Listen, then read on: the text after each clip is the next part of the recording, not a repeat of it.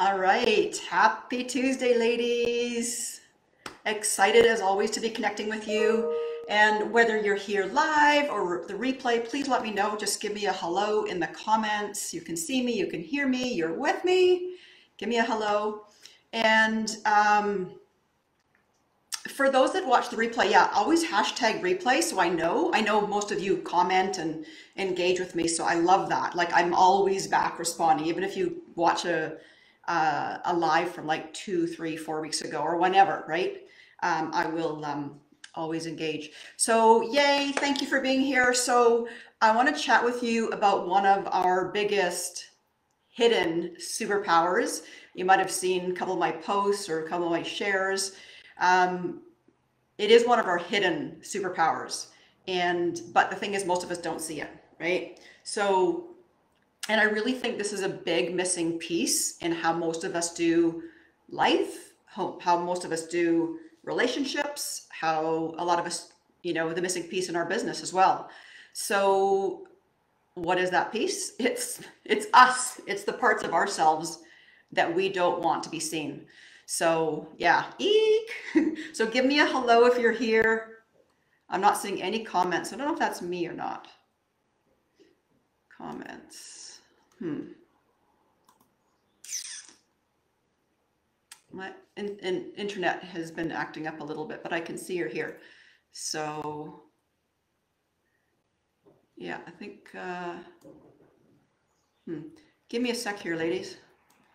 I'm not sure why I'm not seeing comments. Trying to just open this up here. Yeah, I'm not seeing comments here, but I know I could see that you're here with me. Let me just go on my phone here to make sure. I'm pretty sure I'm live. I just can't see any comments or anybody now. So yes, I am live. Okay. So I will keep checking in. So yes, yes, I am live. Oh, I can see the comments. Yay. Okay, good stuff.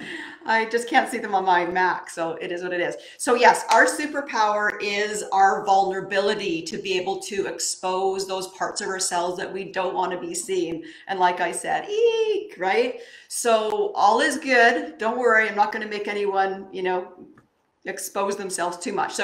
But if we want true abundance in our lives, whether that's in our relationships, our connections, whether our relationships and connections are intimate or colleagues, whatever, even in our business, we need to learn, we need to find a way to embrace all of who we are, right? I know that can be a bit scary.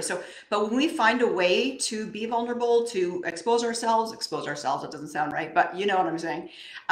People they're going to lean in. They're going to feel that you're relatable. They're going to feel that authenticity. They're going to want to connect with you, right? As opposed to being all polished and perfect. And am I saying the right things at the right time? And, it's not about that. It's just about being real and human. And sometimes we don't want to accept all our humanness, right? So my wish today is that you learn to crack open yourself just even a little bit or a lot, whatever you're comfortable with, but to be more of who you really are, to be more seen, to be more in your fuller expression, right? Not rejecting the parts of ourselves. Not that we're consciously doing that, but all of us, we tend to reject parts of ourselves. So just how can we own those parts of ourselves?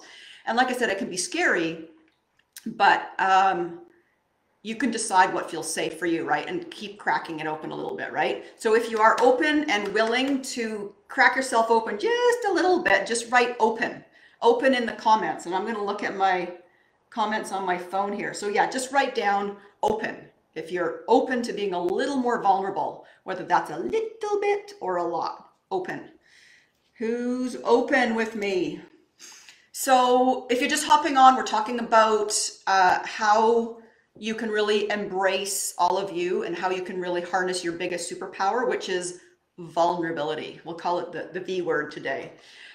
So I want to know from you guys if you feel like, I feel like there's two camps. One camp is, yeah, vulnerability, no, I'm good, thanks. Or the other camp is like, bring it on, right? So tell me which camp you're on. No, I'm good, thanks. Are you in the I'm good, thanks, or the bring it on camp? So write one or the other in the comments. This is feedback. This isn't just like, oh, let's just have a bit of fun. Of course, fun is good, but it gives me feedback. Like for my work, it helps me better serve too. So I'm good, thanks. Write that in the comment. I go back and look at all these. I'm good, thanks, or bring it on. Which camp would you say you're in? One or the other, or a mix of both? So, for my work, it helps me. I want to be listening to myself. So there's two things I want to share here. Why this all came about is I was bumping up against this, right? And some people could probably beg to differ whether this is my lane or not, right? In some ways it is, in some ways it's absolutely not. So I wanted to share this for two reasons. One is that I was bumping up against this myself, and I was talking with a bunch of other business women, business owners who were women, and it seemed like this common theme. And whenever I hear a common theme, my antenna goes up. So I thought this, if it's with me and with these women, these two groups of women, actually, it's got to be a little more, it's got to be more prevalent than just in this small community, right? So I wanted to share this. And also I wanted to share this because it's not my lane, because it's something I didn't want to do. And that's a huge sign. Whenever you notice there's somewhere you don't want to go, but there's just like, oh, but I know that's going to benefit me. I'm not talking about like walking down a dark alley at midnight, like, no, I'm not talking about that, but it's that kind of like, oh, I feel I should, but there's a resistance. Whenever there's, what's the saying that when there's resistance around work you want to do, you know you should be doing, that's the place you need to shine the light and move in that direction. So I know it's my opportunity for growth. So I know it's mine, it's probably a lot of other women's. So it's been a huge blind spot for me. It's been such a huge blind spot. I would say it's been such a huge blind spot for me. It's not even that it's like, oh, well, oh, I don't want to share that. That's not even it. It's a blind spot that I like, there's nothing to be vulnerable about. Like, what's there to be vulnerable? Like, that's how much I've got the blinders on, right? But we all have things we can be vulnerable about, right? So it's a thing I'm not so good at. So that's why I'm sharing, right? And I also feel I need to walk the talk. Walk the walk, walk the talk, walk the talk. First and foremost for my daughters, I got two daughters, 20 and 22. So I need to lead by example. And also I work with so many women. So again, to serve at my highest ability, I've got to, embrace as much as I can. I'm always talking about being in your power, right? So walk the talk. And there has been times when I have been, there's been a few times, there's been many times, but more often not. But when I have been, and I have shown up that way, whether it's, in a larger group or just more an intimate way, like, wow, like it's such a contrast. It's just, there's just so much more depth. There's so much more relatability. There's so much more connection and leaning in, more joy. Like we're rewarded so much when we do that in so many ways. And when I first started talking about this or leaning into this myself, I know obviously Brené Brown, we all know she's done a ton of work on this. Like if you haven't watched it, go back and watch her YouTube. But I wasn't doing this because that was a hot topic a while ago with Brené Brown. It was like, this is my own thing. I'm seeing it in other women. I want to talk about this in our community. But then I went back and thought, well, I'm going to watch the Brené Brown just for personal and professional reasons to, spread this. And a couple things that really stood out as listening to it while I was walking my dog, so I wasn't like taking notes or anything, but just a few things that stood out for me. One was she says that when you numb out in any area of your life, maybe the stuff you don't want to look at, whether it's, not good enough or worthiness or shame. She's really big on shame, if you remember, if you've watched it.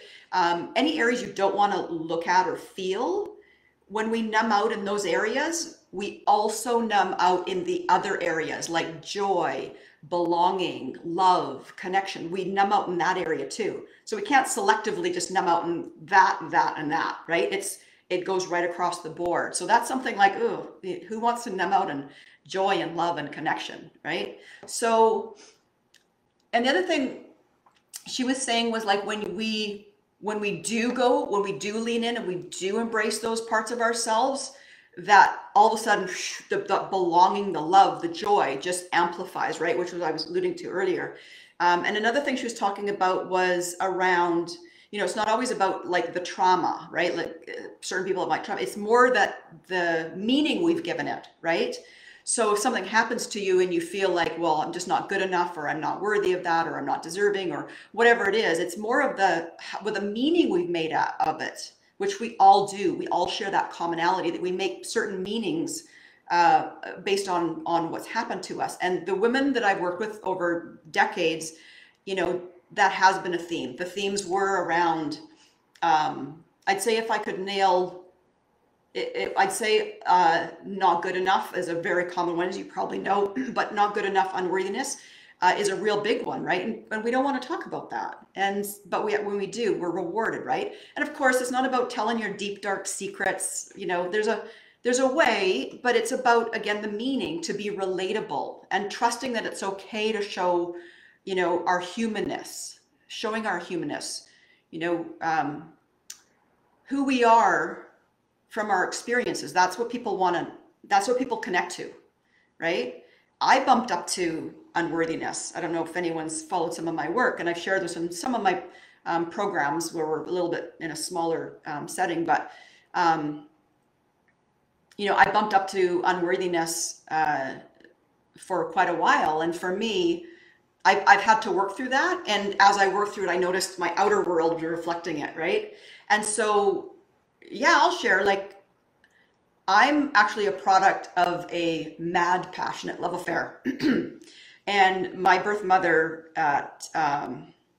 held me in her arms for 6 days in the hospital, not knowing every single day that passed whether she was going to keep me or give me up. And then on the 6th day, she gave me up for adoption. And so, and I'm not sure where I was between day 6 and when I was adopted at 6 weeks. I think I was in a nun's care, probably a good place to be taken care of. But when I look back at this, I can see the perfection in it all. I had an amazing upbringing, an amazing family that I don't know any different than they're my family, right? My mom is my mom. My mom is the one who changed my diapers and drove me to all my gymnastics and my sports. Like, that's my mom, right? And so I share that because the worthiness started rearing its head for me. Even though I had such a great upbringing, it reared its head for me in my late 30s, and I had this proving energy. And I talked a little bit about this because I talked about how I had a pattern of burnout, right? So because I had this attitude like, I got this, I can do anything, I don't need anyone, and it was just like, I got this.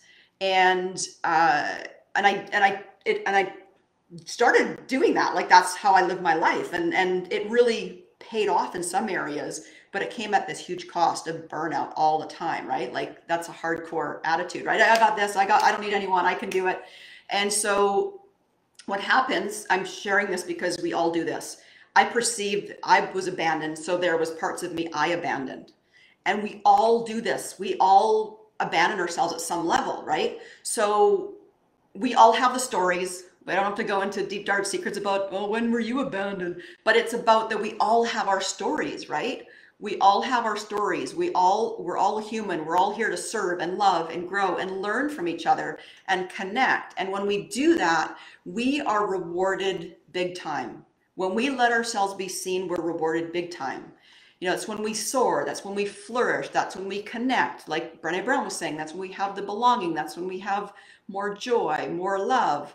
It's not necessarily easy, but when we do, it's our secret sauce, right? It's our superpower. So I think we need to reframe that, because we don't like to go there, but when we do, it's huge. And whenever you notice there's any resistance, for me, it didn't even feel like I had any resistance, but I'm like, but when we have that, that's where we got to lean in, right? So I want to put it back to you guys. Don't worry. No, don't need to share any deep, dark secrets here, but I just want to ask, like, well, let me put it this way. Why do you think people in general don't want to be seen or don't want to share themselves? And I'm just going to pull up my phone because I do want to see some of your responses. Why do you think that? Why do you think that people in general don't want to share themselves, or they don't want to be seen? Like, that could be fear of rejection, fear of judgment. Who am I? Like they might think, who am I to do that? What will people think? That's the biggest one, right? What will people think? Maybe there's some shame around it. Maybe I'll be shamed. Maybe, you're changing the rules, right? Well, wait a minute. We had this used to be our arrangement, our agreement, right? You're changing the rules. I know perfection. Yeah, fear of rejection, Kelly. Yeah. Yeah, I love the insights. Not being perfect, right? Like that's sometimes why we don't want to see, let ourselves be seen. I don't know enough. I'm not perfect. I don't have it all figured out yet. Maybe it doesn't feel safe. Huge one. Um, Sometimes people don't share because they think it's weak, right? People think it's weak to share. I thought that, right? Well, why do you have to share that? That's weak. Come on, let's get going. Come on, right? But it doesn't always serve us. So the question is like, are those true, right? So for you, if those are some of the ones you bump up against, right? How does that relate to you? Like, do you bump up against that? Like, and ask yourself, if I was to let my guard down or let people in or see more of me, what would happen? What do I perceive would happen? Right? And write that down for you. It might be what you just shared, maybe it's not. But what's that belief? What do you feel might happen if you let your guard down? Right? People might see the real me.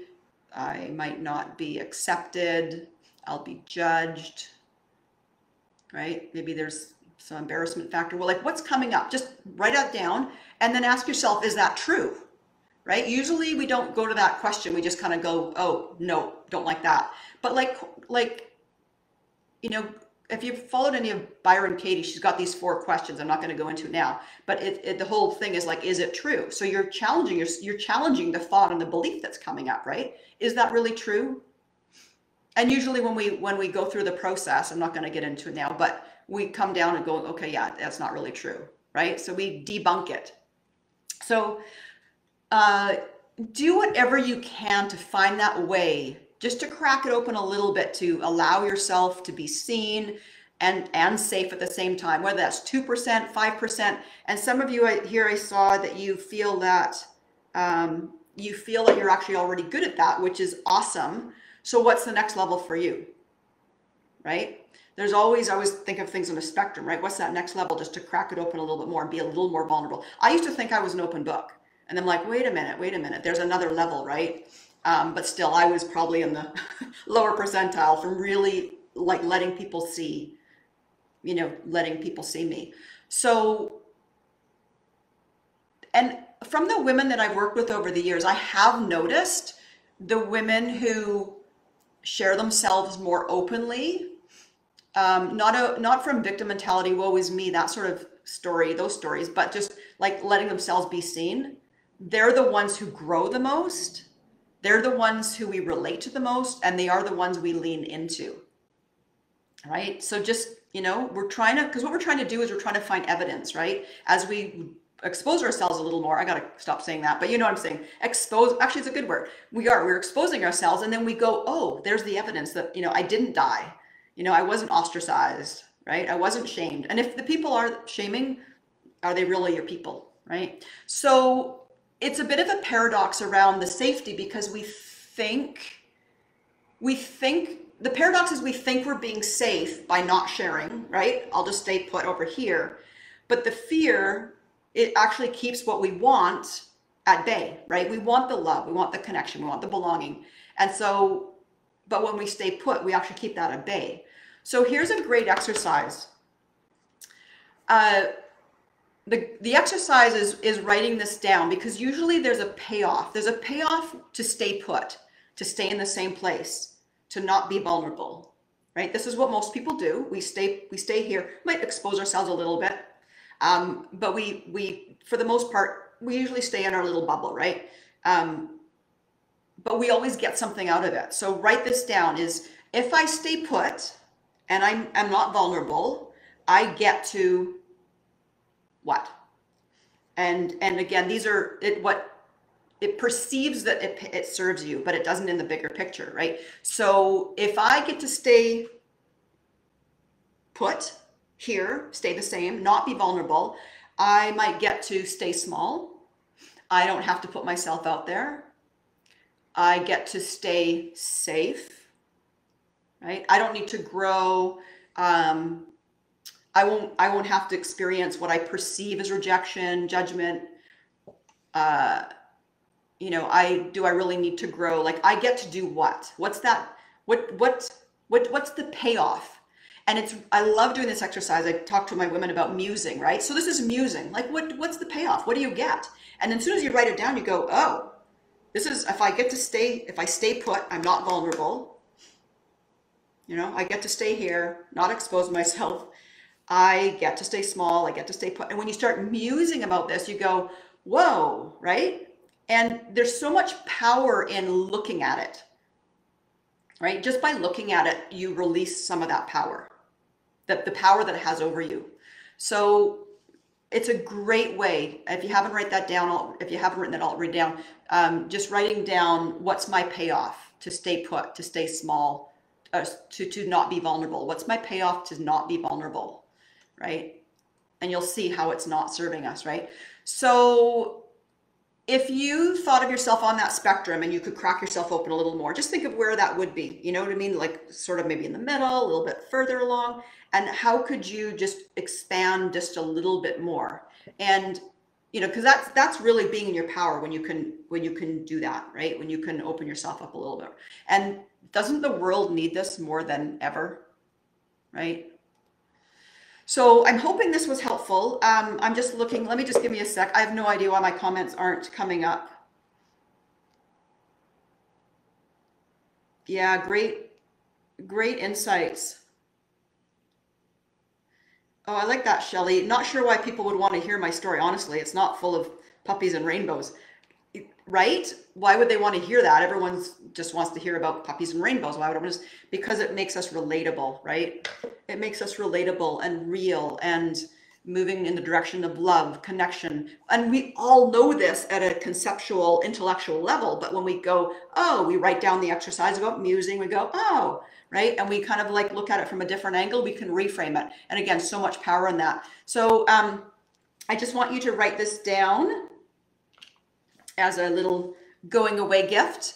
The degree, where's my notes here?